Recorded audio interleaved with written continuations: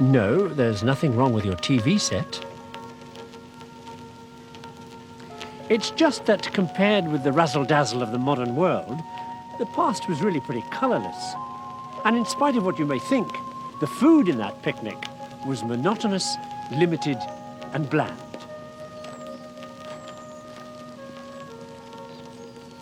So it's odd that ad men today tend to sell consumables like this, with images of the past like this.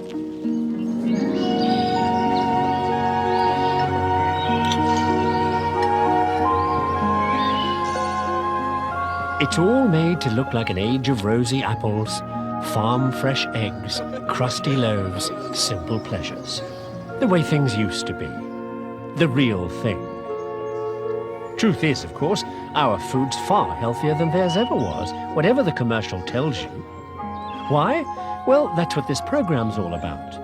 How, thanks to a couple of clues you're looking at right now, we're able these days to make it all better than the real thing.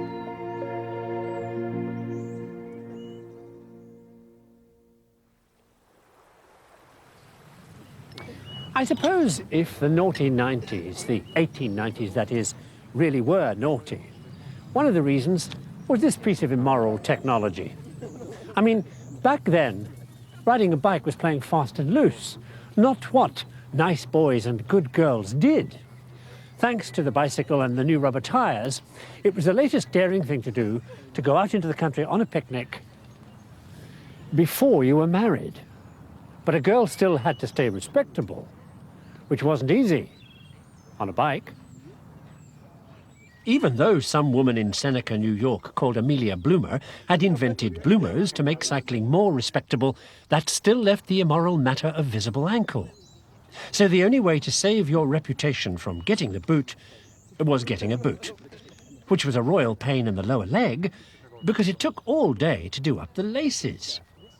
Until, yippee, around 1913, an engineer called Sundbach came up with the answer, which, speaking of morals as we were, was great news for a multiple bigamist who had 5 simultaneous wives and called all his daughters Mary so as not to blow his cover. He loved zippers on boots because this guy made the machines that made the boots. Meet Isaac Merritt Singer of the sewing machine of the same name, a mechanic turned actor turned social climber who beat his women up, a real sweetheart. But he made a fortune and built factories all over the world because he invented so much down and so much a month. And something else you'll see now. You can't really miss it.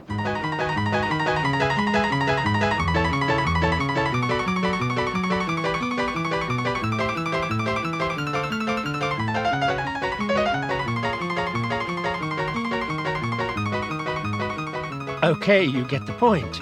Singer's machines are cheap because they're made of interchangeable parts. An idea Thomas Jefferson has brought back earlier from France. Well, he's also had this row with a French scientist called Buffon, who's written a book about, well, let's say, everything since creation. Buffon's book contains a vitriolic attack on America, which he's never been to. According to Buffon, everything in America is retarded because it's so cold, and degenerate American life forms are inferior to the French. Knocking America becomes popular with other French scientists who've never been there either, and who invent 37-pound Louisiana frogs, and everything American having syphilis. But what riles Jefferson most is Buffon's remark about all American animals being smaller than anything French. Things have now really hit the fan. So Jefferson tells somebody in America to mail Buffon a consignment of large American animals with a note saying, "How'd you like them apples?"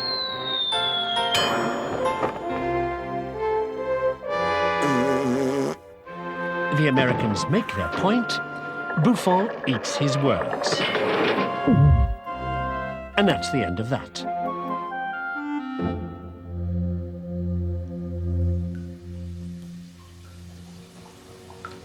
Jefferson and Buffon, and everybody else back then before Darwin, were all deeply into something known as the great chain of being.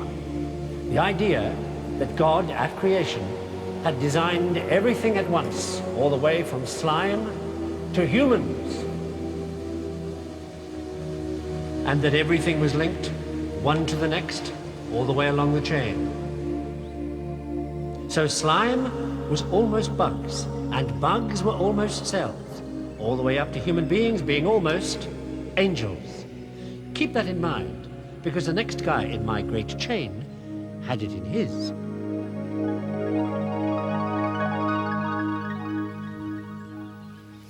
He was a German genius, diplomat, librarian and mathematical whiz called Leibniz. And in 1675, he decided to measure what was happening in the sky. This kind of happening. Leibniz was interested in the effect of the sun's gravity on planetary orbits, so he needed to calculate constantly changing velocity, like the rate this is falling now.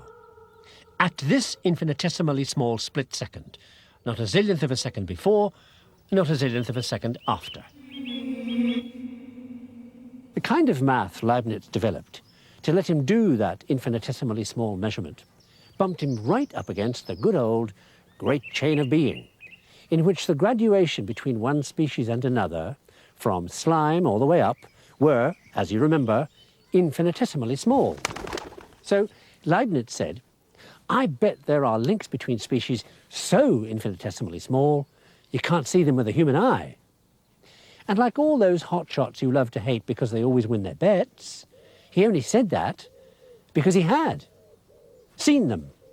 300 letters written by a Dutch shop assistant and microscope freak called Leeuwenhoek to this pompous lot of old twits in the English Royal Society. The letters are all about what Leeuwenhoek has seen through his new microscope, teeny-weeny animals. Shocking thing is, Leeuwenhoek says he's seen them everywhere, even, gulp, inside people.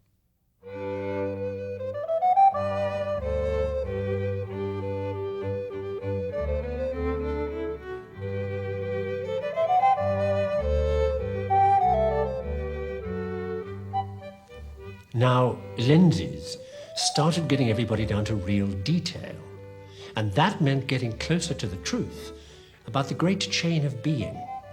Lenses were obviously going to reveal the secret of the universe. This chap was already on the case, finding out that the funny bits sticking out of Saturn were actually the planet's rings. Now, unlike Leeuwenhoek, this guy, Christian Huygens, has been everywhere, studied everything, and knows everybody, and decides to find out how to improve these amazing lens things, which means he's going to have to shed some light on why they're so bad at the time.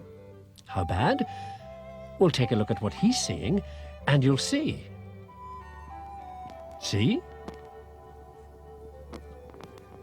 Huygens, being an intellectual, takes a theoretical approach to the problem.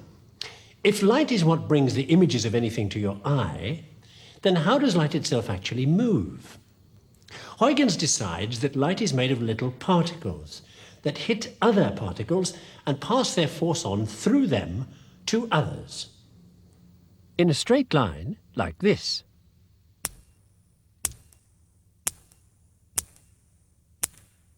Except for some strange reason when light goes through a crystal called Icelandic spar, which splits the light ray in two. One refraction, the other, dunno. What Huygens doesn't know, because nobody knows, is that it's polarized light, which is as good a reason as any to head for Scotland.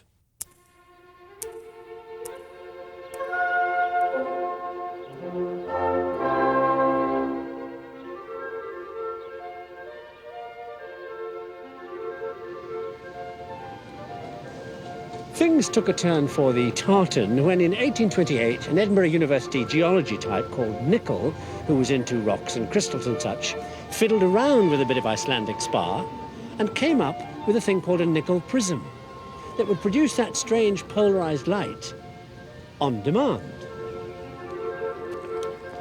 Now, Nicol had already been making super thin slices of rock, so thin they were almost transparent, and looking at the rock structure detail with a microscope.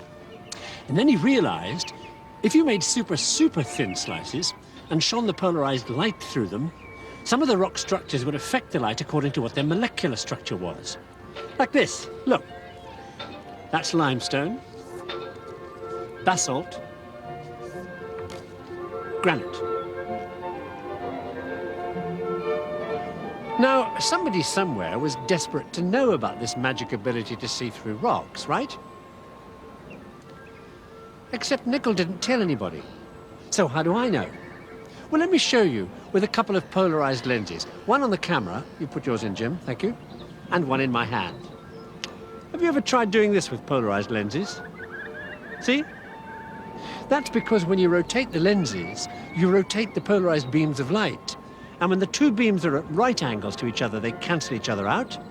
Then you go on rotating, and there comes the light again.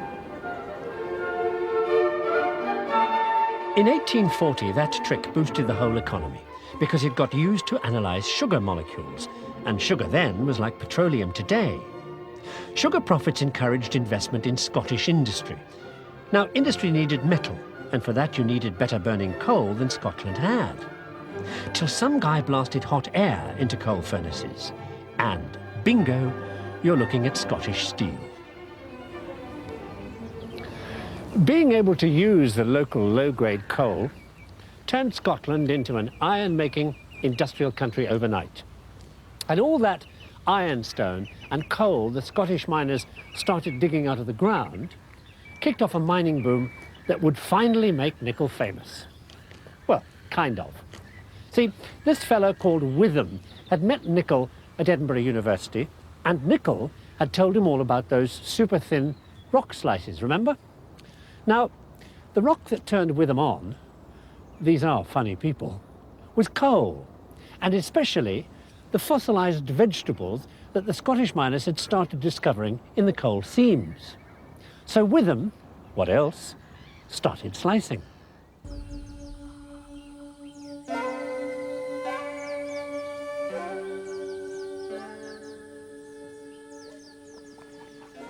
You will have no doubt noticed that we are now in a place just a touch hotter than Scotland, right?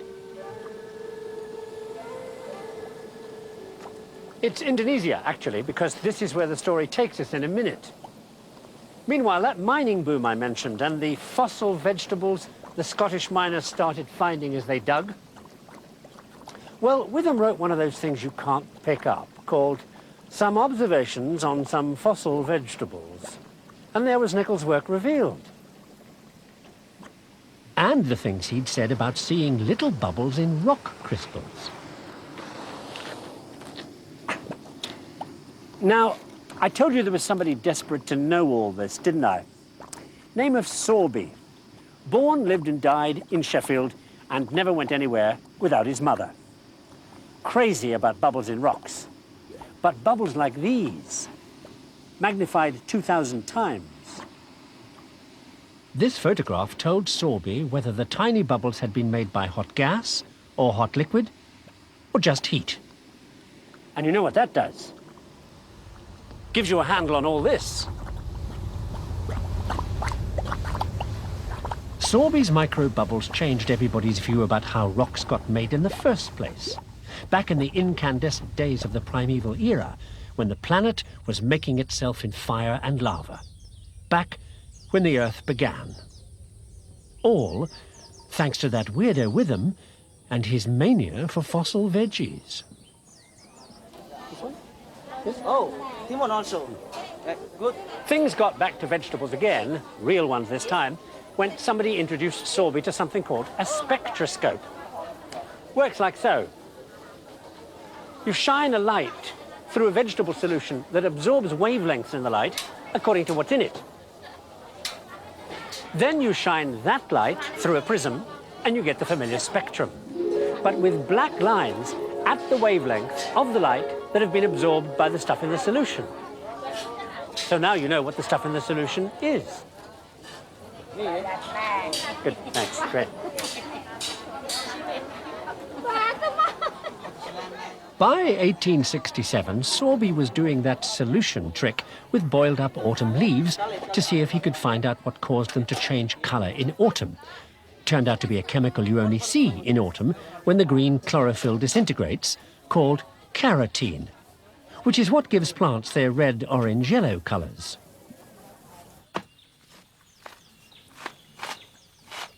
Now, the thing about carotene is what you're looking at now, or any time, because carotene's part of the way your eye works, and without it you can't see.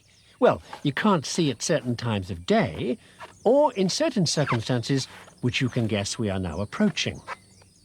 Watch what happens when you go from light to dark, like this.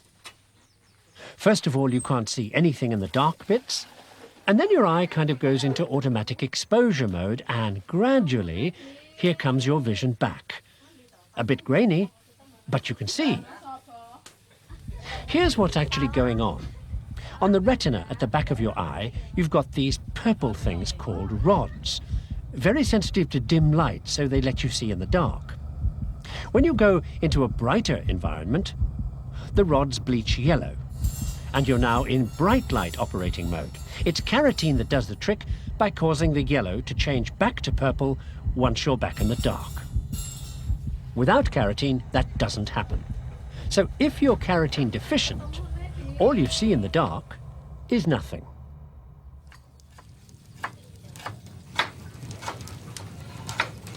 Which leads me to Indonesia's greatest gustatory delight, nasi goreng, which brings together chicken and rice, which is what I'm also about to do.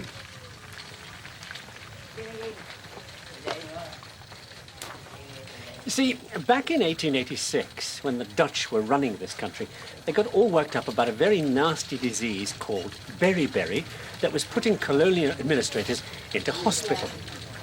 So this young medical researcher called Eichmann notices some chickens, normally fed on hospital leftovers, staggering about with symptoms remarkably like beriberi.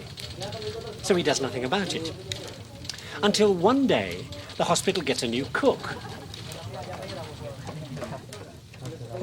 Now, the new cook isn't going to give fancy rice specially prepared for Europeans, that is, polished, to chickens, leftovers or not. If the rough, unpolished stuff was good enough for the local Javanese, it was good enough for chickens. Shortly after this, Eichmann suddenly starts to notice chickens that aren't looking foul anymore. These birds are looking healthy. Takes a closer look at the problem and discovers it's the rice. Once the chickens had switched from polished rice to unpolished rice, they'd completely recovered from bird beriberi and become once again well enough to turn into nasi goreng.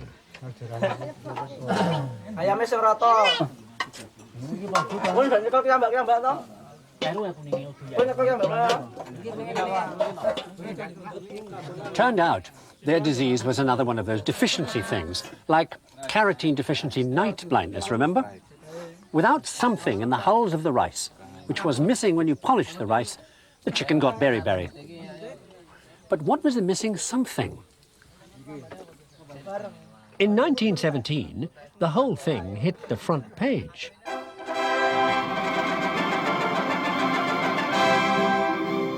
World War I ships taking food to Britain were being hit so hard and so regularly by German U-boats that the country was in deep trouble. Britain was down to 4 weeks' food reserves. There was only one thing to do: tighten their belts and cut down on the amount of food you got. So Britain introduced rationing. But would rationing give people enough food to survive? Anyway, what was a healthy diet? So a guy called Gowland started taking a close look at the eating habits of rats and discovered that even if you gave rats more food than they could eat, without a particular kind of food in their diets, they wouldn't grow.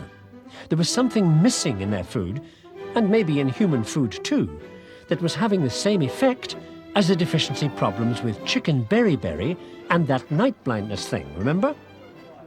Something you needed as well as the basic carbohydrates and fats and minerals you got in food. Gowland called the something, whatever it was, accessory food factors.